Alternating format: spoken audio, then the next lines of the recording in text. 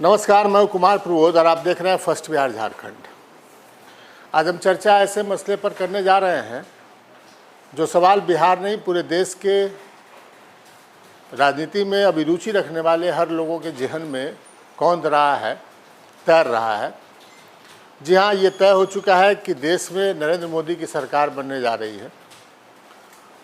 ये दीगर बात है कि विपक्ष खासा उत्साहित है, लेकिन अगर हम बात करें तो एनडीए के पास इतना बहुमत है कि बड़े आराम से वो सरकार चला सके। बाद में क्या कुछ होगा ये कहा नहीं जा सकता, और ये भी लगभग तय हो चुका है कि 9 जून को प्रधानमंत्री नरेंद्र मोदी लगातार तीसरी दफ़े प्रधानमंत्री पद की शपथ लेंगे और उनके साथ उनका मंत्रिमंडल भी शपथ लेगा। अब खासतौर पर बिहार के लोगों के जहन में ये सवाल उठ रहा होगा कि बिहार में कौन ऐसे वो लोग होंगे, कौन ऐसे वो सांसद होंगे नवनिर्वाचित, जो नरेंद्र मोदी कैबिनेट में जिनको जगह मिलने जा रही है, जो शपथ लेने जा रहे हैं। तो आज आपको हम उस सवाल का जवाब देंगे और आज हम आपको बताएंगे कि किसकी लॉटरी खुल रही है। वैसे हम एक बात स्पष्ट कर दें, दरअसल नरेंद्र मोदी की जो कार्यप्रणाली रही है, नरेंद्र मोदी और अमित शाह दोनों की कार्यप्रणाली जो रही है वो ऐसी रही है कि उनका ये मानना रहा है कि काम ऐसा करो कि अगर दाएं हाथ से काम करो तो बाएं हाथ को पता न चले। और आपने देखा होगा कि देश के ज़्यादातर जो फैसले हुए पिछले 10 सालों में वो ऐसे हुए कि संबंधित मंत्री तक को मालूम नहीं चलता था, और नरेंद्र मोदी और अमित शाह की जोड़ी जो है वो फैसले ले लेती थी। बड़े बड़े फैसलों की बात हम कर रहे हैं कि देश के वित्त मंत्री को मालूम नहीं था और नरेंद्र मोदी टीवी पर आके और कहते हैं कि नोटबंदी हम करने जा रहे हैं। देश के कानून मंत्री को मालूम नहीं था कि कश्मीर से धारा 370 हटने जा रही है। अचानक सुबह उनको बुलाया जाता है और कहा जाता है कि अभी हम संसद में पेश करने जा रहे हैं कि कश्मीर से धारा 370 हटने जा रही है। ऐसे कई उदाहरण हैं। तो अगर ये कह दें कि कौन मंत्री बनने जा रहे हैं, ये पक्की जानकारी हमें भी है, तो ये थोड़ा सा आप कह सकते हैं इसको कि ये थोड़ा बड़बोलापन कहा जा सकता है। लेकिन परिस्थितियाँ इस दफ़ा अलग है। परिस्थितियाँ इसलिए अलग है क्योंकि नरेंद्र मोदी और अमित शाह को इस दफ़ा बहुमत नहीं हासिल हुआ अपने बूते। पिछली 2 सरकार उन्होंने बनाई, उसमें नरेंद्र मोदी और अमित शाह दोनों कॉन्फिडेंट ज़्यादा इसलिए थे क्योंकि बहुमत उनकी अपनी थी। इस दफ़ा उनको चंद्रबाबू नायडू से लेकर नीतीश कुमार और नीतीश कुमार से लेकर चिराग पासवान और चिराग पासवान से लेकर एकनाथ शिंदे तक का मुँह देखना पड़ रहा है। इसलिए कई ऐसे फैसले होंगे जो पहले आउट हो जाएंगे, जिनकी जानकारी लोगों को लग जाएगी। तो अब हम आपको ये बताने जा रहे हैं कि बिहार में ऐसे कौन से सांसद होंगे जो इस दफ़ा मंत्री बन सकते हैं केंद्र में, और किनको मंत्री बनने का मौका मिल सकता है, किनकी लॉटरी खुल सकती है। लॉटरी उनकी खुल सकती है जो 2019 से मंत्री बनने का इंतज़ार कर रहे हैं। अब एक वाक़या आपको बताते हैं कि जुलाई 2021 की बात है। नरेंद्र मोदी कैबिनेट का विस्तार होने वाला था और उस विस्तार में ये तय हो गया था कि जेडीयू को, दरअसल 2019 में जब सरकार बनी थी नरेंद्र मोदी की, तो उस समय जेडीयू पार्टनर थी एनडीए की। लेकिन तब नरेंद्र मोदी ने ये शर्त रख दिया था कि हम जेडीयू के 1 से ज़्यादा मंत्री को नहीं शामिल करेंगे अपनी कैबिनेट में, और नीतीश कुमार मुंह फुलाकर वापस लौट आए थे कि एक मंत्री हम शामिल नहीं करेंगे। अगर हक देना है हमको, अगर हिस्सा देना है तो हमारी संख्या के आधार पर दो। लेकिन 2021 में नरेंद्र मोदी ने कहा कि हम जेडीयू के मंत्री को शामिल करेंगे। तो कई लोगों के यहाँ मिठाई बंटनी शुरू हुई, फूल माला आना शुरू हुए, लेकिन आखिरकार ये हुआ कि मंत्री आरसीपी सिंह बन गए। और उसको लेकर कई सारे किस्से कहानियाँ आप तक पहुँचती होंगी। आपको भी पता लगता होगा कि आपको भी ये कहा जाता होगा, ये परसेप्शन बनाया कि आरसीपी सिंह खुद जाकर मंत्री बन गए। लेकिन वस्तु स्थिति ये थी कि जेडीयू ने उस समय भी किसी दूसरे व्यक्ति का नाम दिया था, और नरेंद्र मोदी ने ये कहा था कि नहीं, हम दूसरे व्यक्ति को नहीं बनाएंगे मंत्री। अगर हम जेडीयू से मंत्री बनाएंगे तो पूर्व आईएएस अधिकारी रह चुके हम आरसीपी सिंह को मंत्री बनाएंगे। लेकिन इस बार परिस्थिति वैसी नहीं है। तो क्या कुछ होने जा रहा है ये हम आपको बारी बारी से बता रहे हैं। किसका पत्ता साफ होने जा रहा है और कौन जो है वो मंत्रिमंडल में शामिल होने जा रहे हैं। अब जैसे पत्ता साफ आर.के. सिंह का हो ही गया क्योंकि वो हार चुके हैं चुनाव। पत्ता साफ अश्विनी चौबे का हो ही गया क्योंकि उनको टिकट ही नहीं मिला। लेकिन और किन का पत्ता साफ होगा और किन कौन से मंत्रिमंडल में शामिल होने जा रहे हैं, आप यकीन मानिए जो नाम हम आपको बताने जा रहे हैं उन नाम में से अधिकतर नाम जो है आप केंद्रीय मंत्रिमंडल में शामिल होते हुए पाएंगे। तो सबसे पहले शुरुआत कर लेते हैं जेडीयू की। दरअसल आप जो देखेंगे कि एनडीए ने इस दफ़ा कितनी सीटें जीती हैं, तो सीटें कुल मिलाकर पूरे देश में एनडीए के पास 293 सीट होती है। और आप देखेंगे केंद्र सरकार में कितने मंत्री बन सकते हैं। तो जो मंत्री बनाने का फॉर्मूला है वो फार्मूला ये है कि पूरा जो संख्या होता है संसद सदस्यों का, लोकसभा सदस्यों का, उसका 15% आप जो तादाद होती है उतना ही मंत्री आप बना सकते हैं।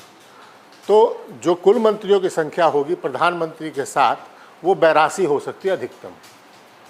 और 82 को अगर हम बांटे, जो 293 जो आया है, जो एनडीए को कुल संख्या आई है, तो हम ये पाएंगे कि जेडीयू के हिस्से 3 से 4 मंत्री आ सकते हैं। जो एक मंत्री पद के लिए ज़रूरी सांसदों की संख्या है वो 3.33 है। तो जेडीयू की ओर से कौन मंत्री बनेंगे, तो ऐसे में 3 या 4 मंत्री बनना है, लेकिन जो हमारे पास जानकारी है जेडीयू कोटे से सिर्फ और सिर्फ 3 मंत्री बनेंगे। चूँकि बीजेपी ने बिहार में जेडीयू को छोटी पार्टी होते हुए भी मुख्यमंत्री पद दे रखा है, इसलिए जेडीयू बहुत बार्गेन करने की स्थिति में नहीं है।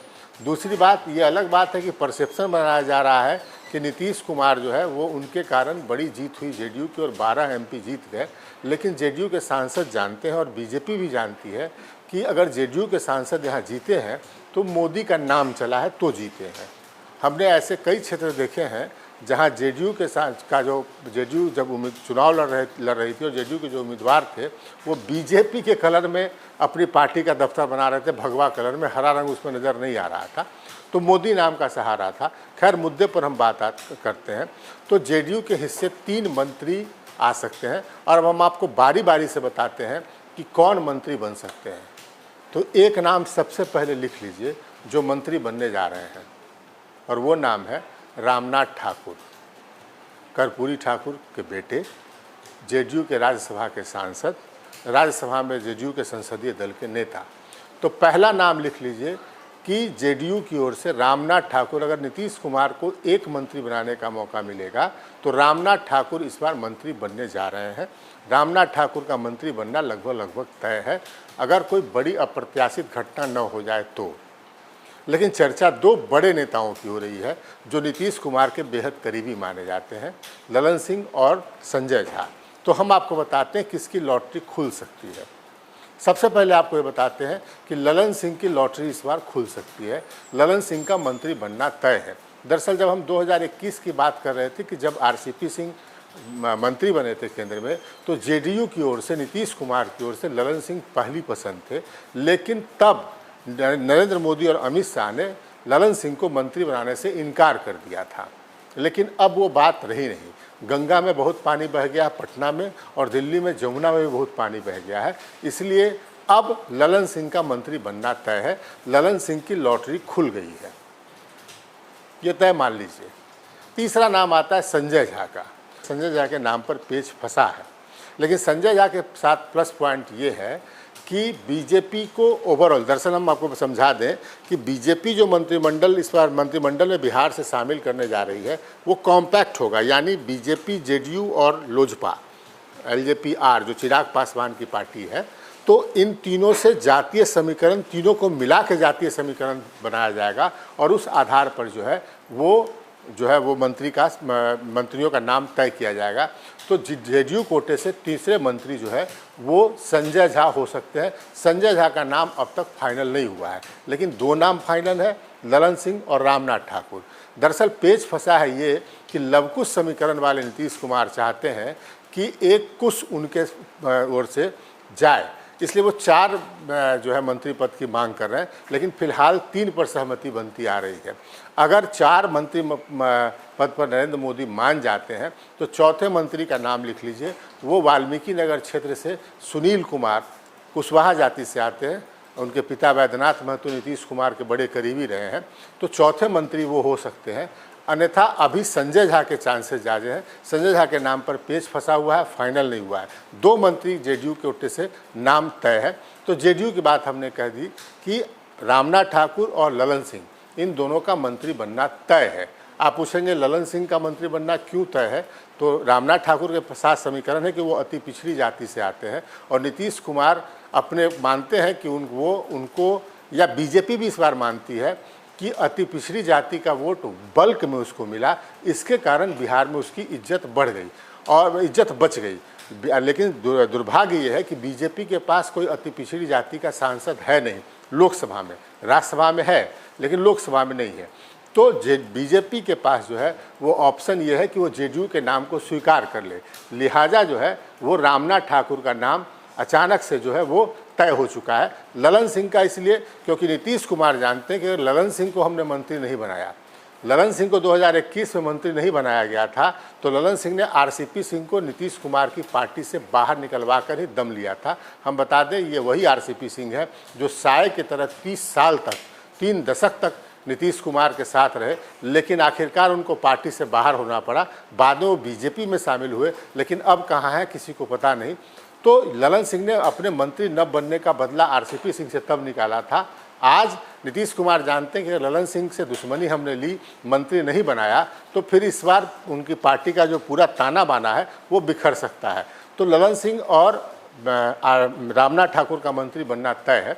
संजय झा के नाम पर पेच फंसा है, लेकिन संजय झा जो मौजूदा दिनों के हालात हैं उसमें लोग ये कहते हैं, हम क्या कहें, लोग ये कहते हैं कि बिहार में तो सरकार और पार्टी जेडीयू की वो 2 ही आदमी चला रहे हैं, एक आईएएस अधिकारी है रिटायर्ड वो चला रहे हैं और एक संजय झा चला रहे हैं। ललन सिंह ने बहुत दिनों से जब पार्टी अध्यक्ष के पद से इस्तीफा दिया था तब से अपने आप को अपने संसदीय क्षेत्र में सीमित कर दिया था, लेकिन ललन सिंह मंत्री पद पर कोई समझौता नहीं करेंगे। तो जेडीयू खेमे की बात हमने आपको बता दी। अब बात कर लेते हैं लोजपा की। ये क्लियर है कि चिराग पासवान बनेंगे। लोजपा रामविलास की बात कर लें, हालांकि उनकी दिली ख्वाहिश है कि 2 मंत्री पद उनको मिले, लेकिन फिलहाल एक ही मंत्री पद उनको मिलने जा रहा है और चिराग पासवान खुद मंत्री बनने जा रहे हैं, ये तय हो चुका है। चिराग पासवान का नाम फाइनल हो चुका है। तो हमने आपको बताया जेडीयू और लोजपा की बात बताई। अब बीजेपी की बात कर लेते हैं कि बीजेपी में क्या होगा। बड़ी बड़ी खबरें हैं बीजेपी में। पहली खबर ये है गिरिराज सिंह का पत्ता साफ है। बीजेपी के एक बड़े नेता से हमारी बातचीत हुई, उन्होंने कहा कि अगर जेडीयू की ओर से अगर ललन सिंह मंत्री बनते हैं तो फिर कॉम्पैक्ट एक एनडीए का जो ताना बाना है, एक खाका है, उसमें किसी दूसरे भूमिहार नेता का नाम नहीं बनता है। वैसे भी अगर बीजेपी को मौका मिले किसी भूमिहार को मंत्री बनाने का, तो बीजेपी गिरिराज सिंह की तुलना में विवेक ठाकुर को पसंद करेगी, जो अमित शाह और नरेंद्र मोदी दोनों के करीबी माने जाते हैं, गिरिराज सिंह से ज़्यादा करीबी माने जाते हैं। तो गिरिराज सिंह का पत्ता साफ है। अब हम बात कर ले राजपूत कोटे की, तो इस बार लॉटरी जो खुल सकती है वो है उनका नाम है जनार्दन सिंह सिग्रीवाल। दरअसल आप देखेंगे कि बीजेपी में जो राजपूत नेताओं के, आप देखें कि बीजेपी ने 5 राजपूत नेताओं को टिकट दिया, सांसद, सिटिंग सांसद सब थे, तो 2 हार गए, सुशील सिंह हार गए, आरके सिंह हार गए। अब उनके पास 3 नेता राजपूतों के बचते हैं और उसमें जो आप देख लीजिए कि राजीव प्रताप रूढ़ी को मंत्रिमंडल में शामिल करके उनको बाहर कर दिया गया था। ये पहले टर्म की बात है नरेंद्र मोदी की। तो कारण उनको मंत्रिमंडल से बाहर करने का पर्याप्त कारण रहा है और इसकी चर्चा होती रही है अनऑफिशियली, ऑफिशियली कुछ नहीं कहा गया। उसी तरीके से राधा मोहन सिंह, उनको टिकट मिलने पर संदेह था, टिकट तो मिल गया, लेकिन राधा मोहन सिंह को मंत्री बनने का कोई चांस नहीं है, ये भी सर्वविदित बात है। तो बीजेपी के एक बड़े नेता ने बताया कि जनार्दन सिंह सिग्रीवाल का इस बार जो है उनकी लॉटरी लग सकती है। तो बीजेपी की ओर से एक मंत्री राजपूत कोटे से, वो जनार्दन सिंह सिग्रीवाल हैं। दूसरे नाम हम देख लें बीजेपी की ओर से लगभग तय माना जा रहा है, वो है बेतिया से जो सांसद है पश्चिम चंपारण से संजय जायसवाल। दरअसल बीजेपी ये जानती है, बीजेपी के लोग जानते हैं कि बिहार में वैश्य तबके के लोगों ने लगभग एक मुश्त तरीके से उसको वोट किया और बीजेपी के पास दूसरा कोई वैश्य सांसद है नहीं। और संजय जायसवाल की एक खासियत आप देखिए कि संजय जायसवाल नरेंद्र मोदी और अमित शाह दोनों के बेहद करीबी माने जाते हैं और आप उनके प्रोफाइल से देखिएगा, वो बीजेपी के संसदीय दल के सचेतक रहे, यानी वहाँ भी उनको मंत्री पद की सुविधा मिलती रही है। उन्होंने कभी पटना की राजनीति नहीं की, लेकिन फिर भी नरेंद्र मोदी और अमित शाह ने उनको बीजेपी का प्रदेश अध्यक्ष बनाए रखा। उसके अलावा वो संसद की कमेटी के चेयरमैन हैं और इस दफ़ा जब अमित शाह चुनाव प्रचार करने आए थे बिहार में, तो उन्होंने बेतिया की सभा में कहा कि हम संजय जायसवाल को जितवाओ, संजय जायसवाल मेरा मित्र है, हम इसको बड़ी जिम्मेवारी देने जा रहे हैं। तो दूसरा नाम जो तय है बीजेपी की ओर से वो संजय झा का है। और तीसरा जो बीजेपी को देना है, मंत्री पद देना है, वो यादव जाति के पास जाना है। दरअसल है क्या कि बीजेपी ये जानती है कि यादवों ने उसको वोट नहीं दिया, लेकिन फिर भी आप 14% आबादी वाले यादवों को नकार के नहीं चल सकते हैं।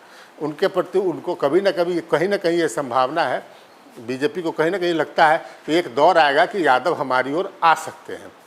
तो ऐसे में बीजेपी की ओर से तीसरा जो मंत्री पद का दावेदार हो सकता है वो यादव जाति का कोई सांसद हो सकता है। नित्यानंद राय के चांसेस हैं, लेकिन अशोक यादव का नाम बड़ी तेज़ी से सामने जो है वो आ रहा है। दरअसल ये कहा जा रहा है, बीजेपी के एक बड़े खेमे का ये कहना है कि नित्यानंद राय अपने क्षेत्र में भी यादवों का वोट हासिल नहीं कर पाए।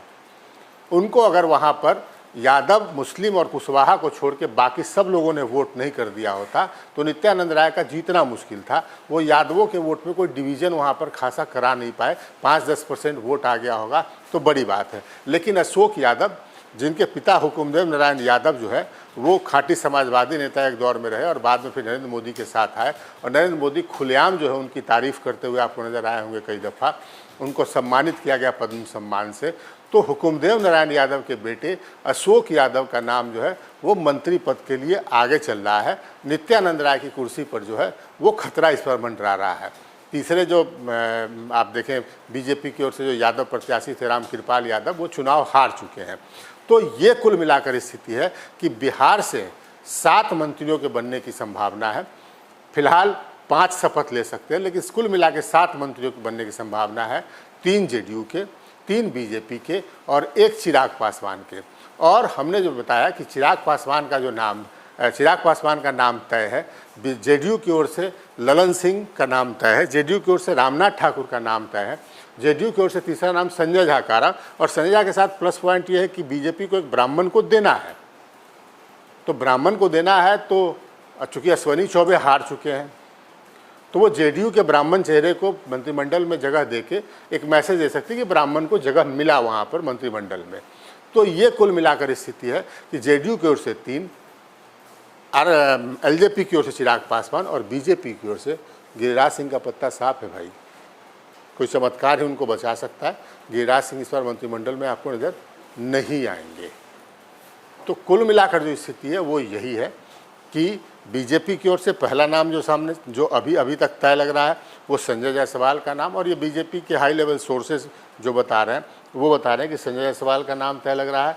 राजपूत कोटे से जनार्दन सिंह सिग्रीवाल का नाम सबसे आगे चल रहा है, और फिर यादव कोटे से नित्यानंद राय आगे हैं। लेकिन अशोक यादव मैंने आप उसको कह सकते हैं कि कड़ा जो है वो मुकाबला उनको दे रहे हैं। सब कुछ फाइनल जो है वो कल जो है नरेंद्र मोदी, जेपी नड्डा और अमित शाह बैठेंगे और उसमें बीजेपी का नाम जो है वो, बीजेपी के जो मंत्रियों का नाम जो है वो फाइनल होगा। लेकिन फिलहाल जो 7 चेहरे नज़र आ रहे हैं वो 7 चेहरों का नाम जो है हमने आपको बताया। कोई बड़ा चमत्कार न हो जाए। सियासत, पॉलिटिक्स एक ऐसी चीज़ है कि कब क्या हो जाए कुछ नहीं कहा जा सकता है। अब देख नहीं रहे आप पूरी दुनिया तो ये मान रही थी, विपक्ष के लोग भी मान रहे थे कि नरेंद्र मोदी, किसको अंदाज़ा था कि नरेंद्र मोदी को जो है वो अब बहुमत लायक भी सीट नहीं मिलेगी बीजेपी को। किसको अंदाज़ा था? लोग ये कहते थे कि 400 नहीं 350 तो आ ही जाएगा। तो पॉलिटिक्स बड़ी ख़राब चीज़ होती है भाई। बिहार के बहुत सारे लोगों को ये अंदाज़ा नहीं था कि आर.के. सिंह हार जाएंगे, हार गए। बिहार के बहुत सारे लोगों को ये अंदाज़ा नहीं था कि कुशवाहा लोग जो है, जो लवकुश समीकरण नीतीश कुमार ही नहीं, जिसके नेता सम्राट चौधरी बीजेपी के सर्वे सर्वा CEO टाइप चीज़ हैं बिहार में, और कुशवाहा पूरे बिहार में गच्छा दे देंगे एक तरीके से बीजेपी को। तो पॉलिटिक्स बड़ी अजीब चीज़ है, इसमें कब क्या हो जाए कुछ नहीं कहा जा सकता। लेकिन कुल मिलाकर जो 7 चेहरे नज़र आ रहे हैं वो 7 चेहरे यही हैं जो केंद्रीय मंत्रिमंडल में शामिल हो सकते हैं। कल इन पर अंतिम मुहर लगेगी, और जब अंतिम मुहर लगेगी तो हम आपको बताएंगे, हम आप तक सारी बात फिर से पहुंचाएंगे। फिलहाल दीजिए इजाज़त, नमस्कार। पनोरमा ग्रुप, जो सोचता है वो करता है, आपके अपने सपनों का आशियाना। ये लो, मुंह मीठा करो। आज मैंने अपना जॉब छोड़ दिया, अब हम पूर्णिया वापस जाएंगे। जॉब छोड़ दिया है? मतलब ये घर कैसे चलेगा? हम करेंगे क्या? और माँ बाबूजी क्या बोलेंगे? इसलिए मैं एक और मिठाई का डब्बा लाया। अपने बिजनेस के लिए लोन अप्रूव हो गया है। अरे लोन अप्रूव हो गया वो तो ठीक है, लेकिन पूर्णिया में हम रहेंगे कहाँ? अपना घर भी तो नहीं है वहां। इसलिए तो एक और मिठाई का डब्बा अलग से लाया हूं। हमने पूर्णिया में घर ले लिया है, पूर्णिया के ई होम्स पैनोरमा में। पूर्णिया में पैनोरमा ग्रुप लेकर आए हैं ई होम्स पैनोरमा। बड़ा घर, आलीशान जिंदगी और अत्याधुनिक सुविधाओं के संग। अरे अरे, अब क्यों मुंह मीठा करवा रही हो? क्योंकि हम घर वापसी जो कर रहे हैं। घर वापसी की खुशी पूर्णिया में ई होम्स पैनोरमा के संग। ई Homes Panorama, luxurious lifestyle redefined.